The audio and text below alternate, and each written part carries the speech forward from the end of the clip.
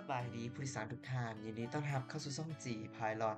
มื้อนี้เราอยู่กับรายการที่มีชื่อว่าเที่ยวบินให้ความรู้นั่นเองเนาะ EP ที่10แล้วเนาะสำหรับรายการเที่ยวบินให้ความรู้ของพวกเราบ่น่าเชื่อว่าสิมาฮอดจุดนี้แล้วเนาะว่าฮอด EP ที่10แล้วก็บ่ได้พบกันโดนนะสำหรับรายการเที่ยวบินให้ความรู้ก็เกือบจะ2เดือนแล้วเนาะก็อาทิตย์ก่อนเนาะก่อนบุญปีใหม่เนาะข้อยก็ได้ทำการไลฟ์เนาะเที่ยวบินจากกรุงเทพไปสนามบินภูเก็ตเนาะบ่ฮู้ว่าคลิปนี้สิได้ลงมื้อใดเนาะเพราะว่าคือสิได้ติดเทศกาลหลายเทศกาลเนาะโอเคหวังว่าทุกท่านจะได้เบิ่งคลิปนี้ในอีกบ่โดนเนาะถ้าโดนก็ต้องขอโทษนำหลายๆเนาะเพราะว่าทางข้อยเองก็มีเวียกค่อนข้างที่จะหลายเพื่อคลิปนี้สิลงก็คือสิอีก2อาทิตย์3อาทิตย์ข้างหน้าพู้นล่ะเนาะโอเคมาเข้าเรื่องของเรากันดีกว่าเนาะ สำหรับมื้อนี้เนาะข้อยสิพาทุกท่านไปฮู้จักกับเรือบินรุ่นล่าสุดที่ทางสายการบินลาวได้นำเข้ามาประจำฝูงบินนั่นก็คือเรือบินรุ่น ARJ21 เนาะหรือว่า COMAC C909 เนาะโอเคเนาะก่อนอื่นเรามาฮู้จักต้นกำเนิดของ ARJ21 ก่อนเนาะหรือว่า COMAC C909 เรามารู้จักบิดาและมารดาของเรือบินรุ่นนี้กันดีกว่าเนาะซึ่งทุกท่านก็คงจะได้เห็นในหน้าปกคลิปไปแล้วเนาะว่าข้อยได้เอารูปเรือบินรุ่นหนึ่งกับรูปผู้ชายผู้หนึ่งขึ้นมาเนาะและเขียนใส่ว่าเป็นพ่อและแม่หรือว่าบิดาและมารดาของ ARJ21 รุ่นนี้เนาะซึ่งเป็นหยังคือเป็นจั่งซั้นเนาะเดี๋ยวข้อยจะมาอธิบายให้ฟังก่อนอื่นเลยเรามารู้จักผู้ชายหรือว่า บิดาของเรือบิน COMAC C909 กันก่อนเนาะหรือว่า ARJ21 ผู้ชายคนนี้ชื่อหมาเฟิ่งฉานเนาะเราเรียนจบสาขาวิศวกรการบินอยู่ประเทศจีนซึ่งเราเป็นวิศวกรหลักในการออกแบบเรือบินรุ่นทำอิฐที่ผลิตในจีนเชื้อสายจีนอย่างเดียวนะบ่มีอุปกรณ์บ่มีอย่างอื่นที่เกี่ยวกับอ่า ประเทศฝั่งตะวันตกเนาะซึ่งทุกอย่างจะผลิตในจีนนำใส่ในจีนและเป็นของคนจีน100%เนาะนายหมาเฟิ่งชานผู้นี้หรือว่าท่านหมาเฟิ่งชานผู้นี้เนาะก็คือเราเป็นผู้ออกแบบหรือว่าเป็นวิศวกรใหญ่ของทางบริษัทเซี่ยงไฮ้แอร์คราฟต์เนาะก็คือเป็นบริษัทที่ทางรัฐบาลจีนได้สร้างขึ้นมาเพื่อที่จะให้บริษัทเซี่ยงไฮ้แอร์คราฟต์นี่ออกแบบบ่แม่นออกแบบหรอกเป็นการreverse engineer เนาะเพื่อบินของฝั่งตะวันตกเพื่อมาสร้างเพื่อบินของคนจีน100%เพื่อนำใช้ให้กับทาสผู้นำในการเดินทางในสมัยนั้นเนาะซึ่งหลังจากบริษัทเซี่ยงไฮ้แอร์คราฟต์ได้จบการ reverse engineer ของเรือบินรุ่นฝั่งตะวันตกไปแล้วเนาะบ่ว่าจะเป็นทาง Boeing หรือว่า Airbus แต่ส่วนใหญ่จะเป็นทาง Boeing เสียหลายกว่าเนาะเพราะว่าจีนในตอนนั้นแม่นจะผูกพันกับประเทศอเมริกาเนาะหรือว่าทาง Boeing เสียหลายกว่าของ Airbus เนาะซึ่งหลังจากการจบ reverse engineer ของเรือบินของฝั่งตะวันตกมาเกือบเบิดแล้วเนาะ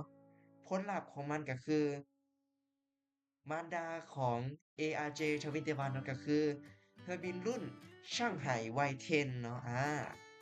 ทุกคนบ่ต้องย้านเนาะเพราะว่าแต่ละคนน่าจะบ่เคยได้ยินชื่อของเรือบินรุ่นนี้อย่างแน่นอนเนาะเพราะว่าเป็นเรือบินที่มีเพียง2ลำเท่านั้นเนาะอยู่ในโลกเราซึ่งลำที่1ก็คือเป็นเรือบินทดสอบเนาะของบริษัทเซี่ยงไฮ้แอร์คราฟต์เนาะอีกลำหนึ่งก็คือเป็นเรือบิน รุ่นทดสอบซึ่งใช้บินแท้ไปแล้วเนาะและตอนนี้ก็คือบ่ได้ใช้งานแล้วเป็นรุ่นสิว่าว่าเป็นอืมทุกท่านได้เห็นรูปเนาะอาจจะคิดว่าเป็น Boeing 707ของฝั่งBoeing เนาะแต่ว่าคือบินที่ทุกท่านได้เห็นในรูปก็คือ Shanghai Y10 เนาะซึ่งได้รับการ reverse engineer ส่วนใหญ่จากของ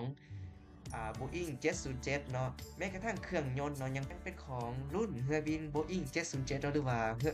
เครื่องยนต์รุ่น Pratt & Whitney นั่นเองเนาะซึ่งตอนที่1ข้อยได้เว้าว่าบริษัท Shanghai Aircraft นี่เนาะตั้งใจที่จะออกแบบหรือว่าผลิตเรือบินของคนจีน100%เนาะและเป็นหยังคือต้องมีเครื่องยนต์ของ Pratt & Whitney ที่เป็นของค่ายตะวันตกอยู่คำตอบนั่นก็คือท ทางจีนในตอนนั้นยังบ่สามารถที่จะผลิต engine หรือว่าเครื่องยนต์ของเรือบินได้ด้วยตนเองเนาะเพราะฉะนั้นแล้วบ่ว่าสิผ่านการ reverse engineer เครื่องยนต์รุ่นต่างๆก็บ่สามารถที่จะออกแบบ engine ของตัวเองได้เนาะเนื่องจากเทคโนโลยีในตอนนั้นมันยังบ่สมบูรณ์เนาะดังนั้นในเมื่อจีนมีสัมพันธมิตรดีกับอเมริกาในตอนนั้นจึงได้ขอซื้อเครื่องยนต์รุ่น Pratt and Whitney ของ Boeing 707 มานำใช้ในเครื่องยนต์มานำใช้ในตัวของเทอร์บินช่างไหไวเทนของตนเองซึ่งช่างไหไวเทนได้เฮ็ดภารกิจของมันเพียงแต่25เที่ยวบินเท่านั้นเนาะน้ำหักน้ำแฮงของวิศวกรของประเทศจีนในตอนนั้นก็คือศูนย์เปล่าบ่มีบ่มีหยังเลยบ่ได้สร้างผลประโยชน์หยังให้กับประเทศได้หลายขนาดนั้นเนาะน้ำหักน้ำแฮงของพวกเขาจำนวน7ปีศูนย์เปล่าไปพริบตาอันนี้คือประวัติย่อๆของช่างไหไวเทนกับนายหมาเฟิ่งฉานเนาะซึ่งเป็นหยังข้อยคือว่ามันเป็นแม่และพ่อของ ARJ21 เนาะก็คือ ARJ21 ได้รับแรงบันดาลใจและได้รับผู้ก่อสร้างผู้ออกแบบและผู้ประกอบมาจากบริษัทเดียวกันเนาะก็คือบริษัทเซี่ยงไฮ้ Aircraft Manufacturing Corporation เนาะก็คือเป็นเครื่องบินที่เป็นลูกของนายหมาเฟิ่งฉานและลูกของเครื่องบินรุ่นช่างไหไวเทนเนาะนายหมาเฟิ่งฉานเสียชีวิตก่อนที่จะโคแม็กจะขึ้นบินเนาะก่อนที่จะออกแบบโคแม็กด้วยซ้ำและเป็นหยังคือว่าเป็นบิดาของโคแม็กเนาะก็คือได้มาเฟิ่งชานได้ส่งต่อความรู้ทุกสิ่งทุกอย่างที่เราได้เรียนมาจากประเทศรัสเซียเนาะให้กับวิศวกรที่ร่วมเฮ็ดเรือบินรุ่นช่างไหไวเทนนำกันซึ่งวิศวกรในตอนนั้นที่ได้ประกอบเรือบินรุ่นช่างไหไวเทนก็ได้มีโอกาสได้ถ่ายทอดความรู้ให้กับนักเรียนวิศวกรการบินรุ่นใหม่จึงได้ออกแบบเรือบินรุ่น ARJ21 ขึ้นมาเนาะเรือบินที่ถูกเอิ้นว่าเป็นนกฟีนิกซ์เนาะความหวังสุดท้ายของวิศวกรและความหวังสุดท้ายของเรือบินที่จะถูกขานนามว่าเป็นเรือบินของคนจีน 100% เนาะโอเคนี่ก็จะเป็นประวัติคร่าวๆเนาะของก่อนที่จะประกอบเรือบินรุ่น ARJ21 เนาะโครงการ ARJ21 เนาะถูกเสนอให้กับรัฐบาลในปี 2000 เนาะแม่นล่ะในต้นของปี 2000 2000ถ้วนเลยนะบ่แม่น2001 2002นะในต้นของปี 2000ซึ่งเป็นการร่วมทุนระหว่างพนักงานของบริษัทเซี่ยงไฮ้แอร์คราฟต์เนาะแล้วก็อีกครึ่งหนึ่งเป็นของรัฐบาลจีนเนาะก็คือเป็นการร่วมหุ้นระหว่างเอกชนและรัฐบาลก็คือเป็นรัฐวิสาหกิจนั่นเองเนาะจึงได้ออกมาเป็นเครื่องบินARJ21 เนาะซึ่งโรงงานก่อตั้งในวันที่11เดือน5ปี2008เนาะซึ่งโรงงานตั้งอยู่เมืองเซี่ยงไฮ้ประเทศจีนนั่นเองซึ่งปัจจุบันก็ยังอยู่นั่นอยู่โอเคนี่ก็จะเป็นที่ตั้งของโรงงานและประวัติคร่าวๆของ Comac เนาะต่อมาเรามาเบิ่งเที่ยวบินที่1ของ Comac C909 กันดีกว่าเนาะComac C909 ขึ้นบินครั้งทำอิฐเนาะในวันที่28เดือน11 2008เนาะซึ่งใช้เวลาซึ่งใช้ระยะเวลา8ปีในการพัฒนา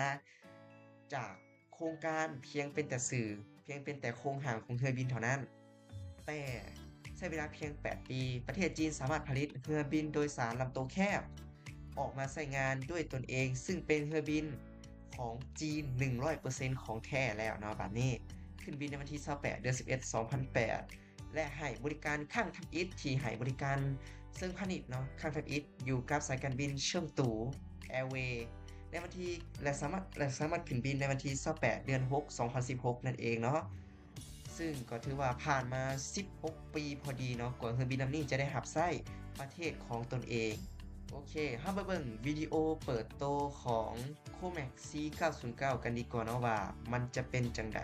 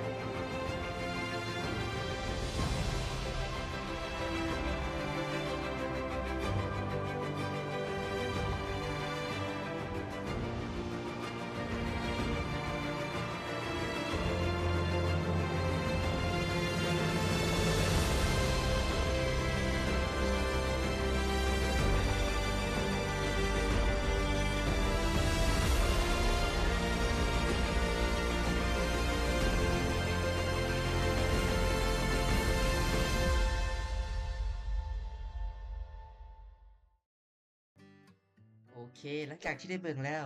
ทุกท่านคิดว่าจังใดเนาะสำหรับ Comac C909 สำหรับตัวข้อยแล้วเนาะในวิดีโอก็จะมีการอธิบายคุณสมบัติเกือบจะทุกอย่างเนาะของ Comac C909 แล้วเนาะ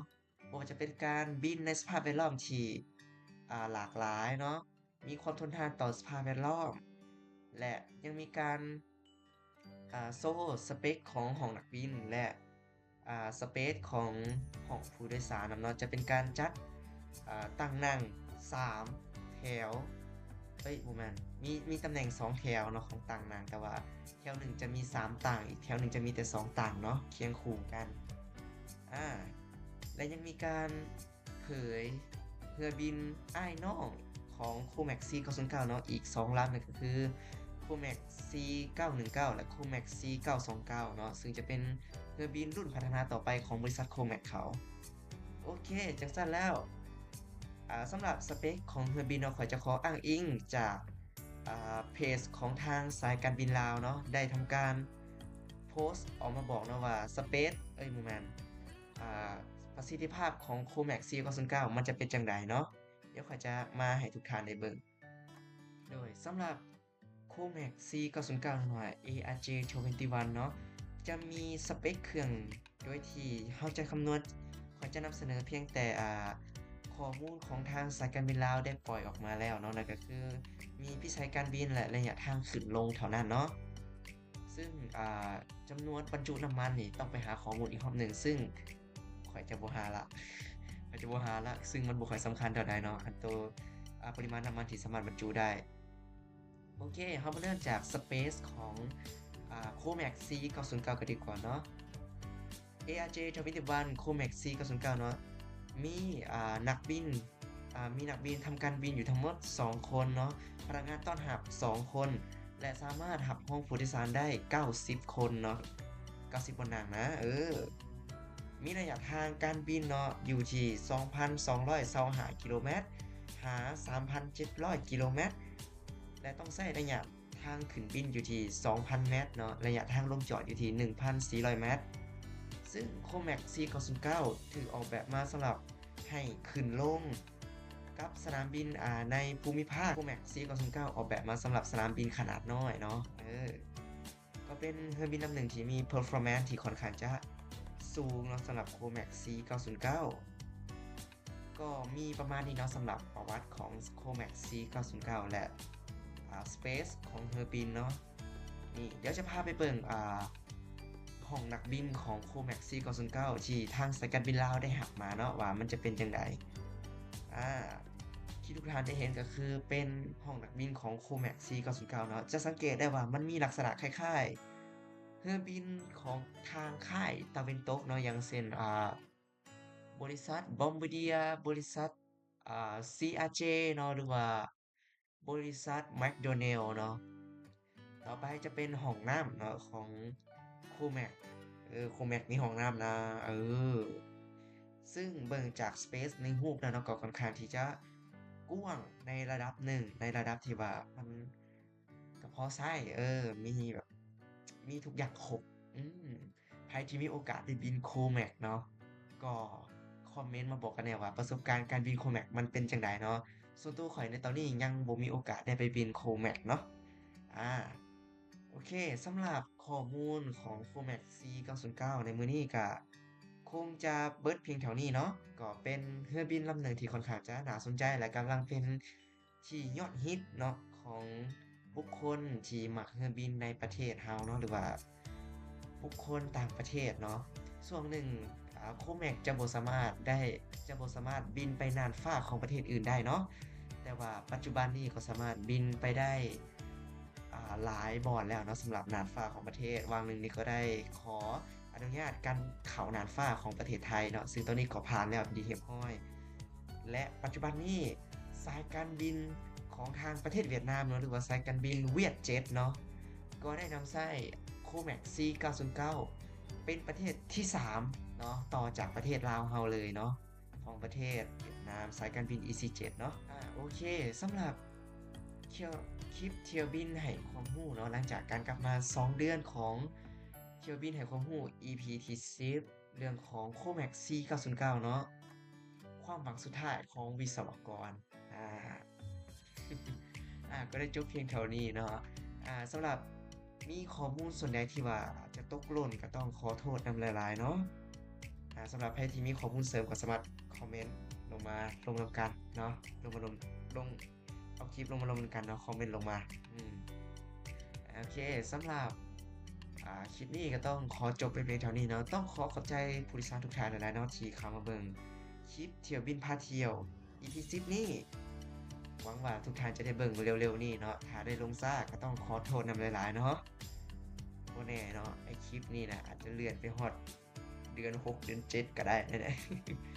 มันยังมีคลิปอีกคลิปหนึ่งเนาะก็คือเป็นคลิปที่มื้ออื่นเนาะข้อยจะต้องได้ไปถ่าย อ่าเที่ยวบินปฐมฤกษ์การเดินทางของ Comac C909 จากนครหลวงวิจารณ์มาสนามบินสุวรรณเขตคือข้อยยังต้องได้ไปถ่ายตัวนั้นเนาะทุกท่านอาจจะได้เบิ่งคลิปนั้นในอีกบ่โดนนี้ถ้าเบิ่งรับชมกันก็แล้วกันเนาะสำหรับคลิปนี้ก็ต้องขอขอบใจทุกท่านหลายๆอีกรอบหนึ่งเนาะที่เข้ามาเบิ่งคลิปที่บ่ได้ลงมาแสนจะโดนเนาะรายการนี้ไผมักคลิปนี้ก็อย่าลืมกดไลก์กดแชร์กด Subscribe เนาะและเป็นกำลังใจให้กับผมเฮาเนาะก็อย่าลืมกดกระดิ่งนำเนาะ เพื่อบ่ให้พลาดคลิปต่อไปโอเคไว้เจอกันในคลิปต่อไปไลฟ์ต่อไปเนาะคลิปนี้ยาวแฮงบายไว้เจอกัน